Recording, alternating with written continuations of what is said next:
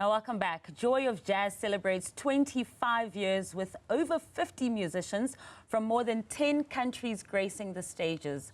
Jazz enthusiasts worldwide are putting on their party hats for a Mzansified musical celebration to highlight the festival's quarter-century milestone. A special tribute to the legendary musician Oliver Mtukudzi will take place on the Mbira stage, led by his daughter, Sandton Mtukudzi, alongside Mantwa Chinoamadi and Yvonne Chaka. Now, this premier jazz festival will stage over 2 nights on September the 27th and 28th at the Sandton Convention Centre in Johannesburg. Let's unpack this more with the producer of the festival, Mantwa Chinoamadi, and musician Brenda Mntambo. Ladies, thank you so much for joining me in studio this morning. Thanks for having us. I'd like to start with you, Mantwa. 25 years. Yes. I've come a very long way from Jazz by the River and having the event at the State Theatre in Pretoria to where it now is at the Sandton Convention Centre. Tell us what's in the magic of getting it to this milestone. I think the most magical thing about creating a platform like this is to not to work in silence, but to work with people. You create a community around yourself, be it musicians, jazz lovers, music lovers, travelers, producers. So in that way, you are able to then tap into their spaces. One, you see what they're doing. Musicians, are they creating music? Jazz lovers, what are you listening to? So we created a community over the years that we call the Joy of Jazz people. So we have people out there that really keeps us going.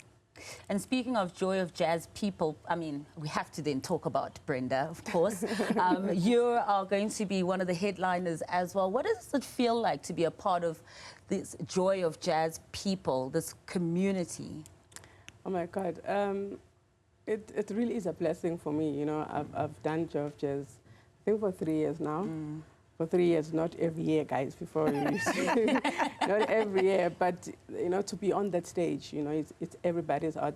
It's every artist dream to be on that kind of stage. It's one of the best festivals that we have, and when you put on your bucket list as an artist, you say, I want to perform at the Joy of Jazz. So it feels amazing. I'll be performing alongside Liz Wright. So I'm featured to perform with Liz Wright on the 27th and the 28th. That's quite exciting indeed as well. Also, when you're looking at the history of this festival as well, to be able to also be a part of it, but also work with other renowned artists. It is. Look, you don't just wake up and perform with Liz Wright. Yeah. You don't just call Liz Wright and say, hey, can we, you know, do some collaboration. You know, it was just for me a dream, and I don't know, like when Mantwa told me, I was like, really?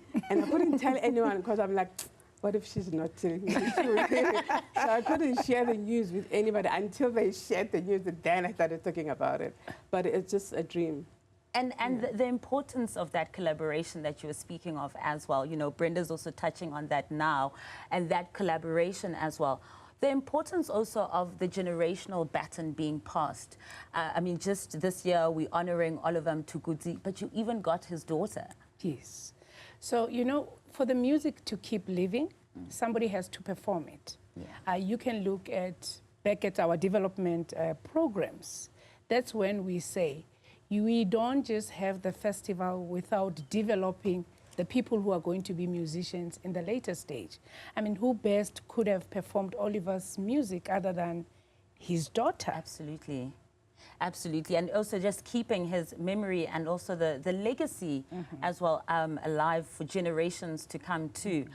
Now, it's the 27th and the 28th. Many people will say, oh, I need to see Brenda one more time, or I need to see more people. I mean, you've got, you know, 50 artists.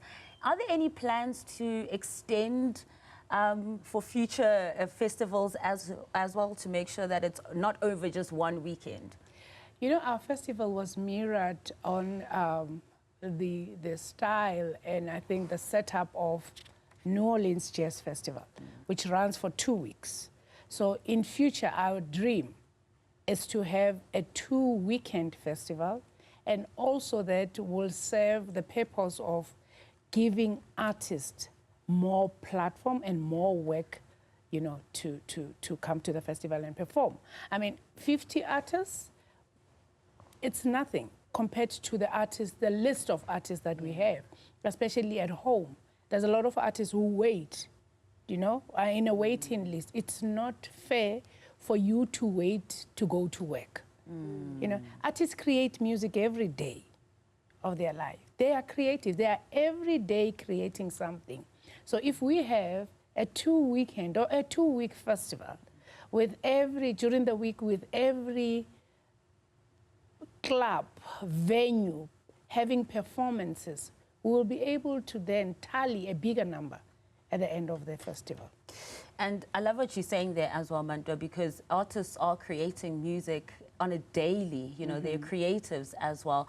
And what are we saying to them? That we're not, you know, appreciating your work. So the plans to extend the festival as well must come welcomed for artists like yourself as well, Brenda, Definitely. where you will get more opportunities. But also I want us to talk about the audience.